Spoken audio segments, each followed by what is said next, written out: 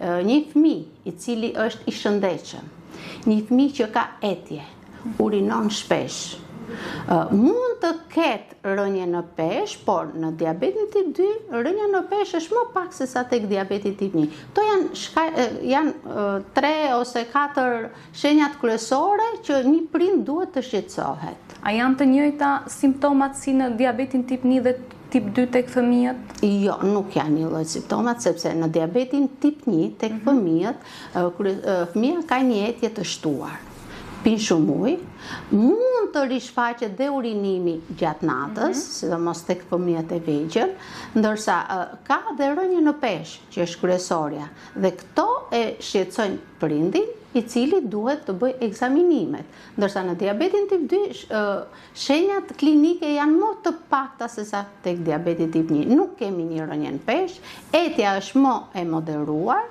keq ushqyerja është kryesorja.